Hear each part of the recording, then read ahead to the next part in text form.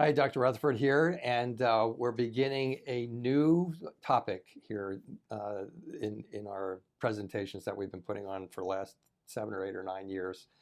A new way of presenting data. We're going to start presenting one condition a month, and we're going to address that condition every day for that month. We're going to give you nuances of that condition. The condition that we're going to start with in April is that we're doing this April right now is what is Hashimoto's, and Hashimoto's is going to be the subject this month. Then another month we might talk about fibromyalgia. Another month we might talk about chronic fatigue.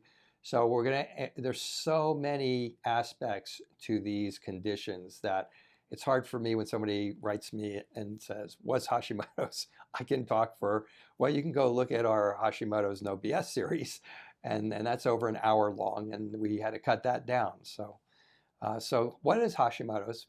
And we're going to hit a little nuance each and every day. So for those of you Hashimoto's, this should be like uber interesting and informative, because I've been doing Hashimoto's for a long time. I studied with a doctor that actually kind of figured out Hashimoto's was what's causing most thyroid problems, and I've been very blessed that way. And if there's a question you got about it, usually I can answer it. So let's start answering that. We'll start with what is Hashimoto's. So I'm going to keep this short because we're going to talk about this for another 29 days. Okay, but Hashimoto's is very complex. It is just so complex. When we started out, it was, okay, it's an immune attack against the thyroid. Okay, and that's clear enough. Your immune system starts attacking your thyroid and you get Hashimoto's. So technically, it's an autoimmune problem. They call it Hashimoto's thyroiditis. Itis means inflammation. Okay, so there's inflammation against the thyroid because the immune system is attacking it. And there's so many nuances. We're going to talk about why you've been told that your lab tests are normal. A lot of people know that now, but a lot of you still don't.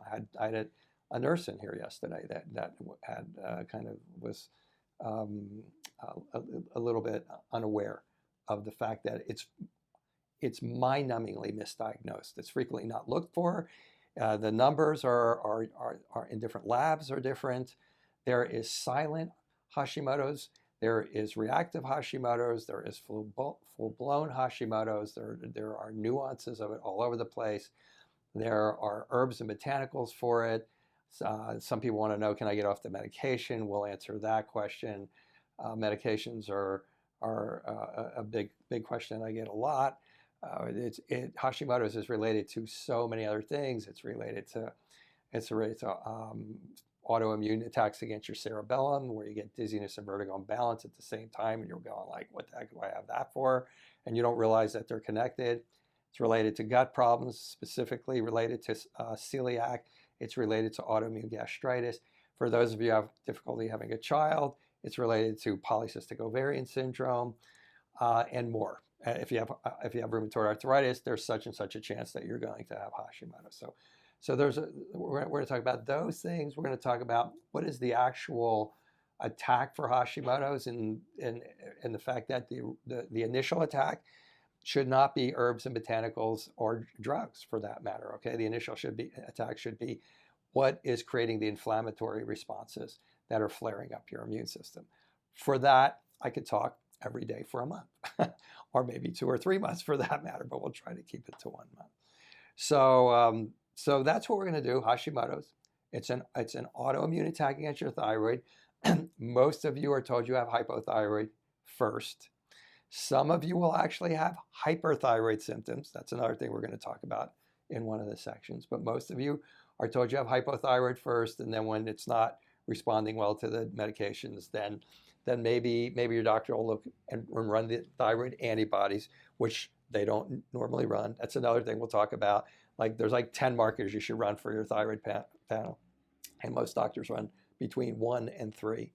And then if those markers are not good, they'll treat you for hypothyroid. If the markers are all normal, they'll say, oh, well, you don't have anything, come back in 6 months. So Hashimoto's is complex. Autoimmune attack against the thyroid. They call it Hashimoto's thyroiditis. It's an inflammatory autoimmune attack against the thyroid. It is primarily an autoimmune problem until there's too much damage to the thyroid, then it becomes an autoimmune hypothyroid problem. So that's really enough for today. I mean, it just kind of like give you a little bit of an overview, and then starting the next segment tomorrow, then we will talk about one of the specifics that we just got done enumerating. All right, so see you tomorrow.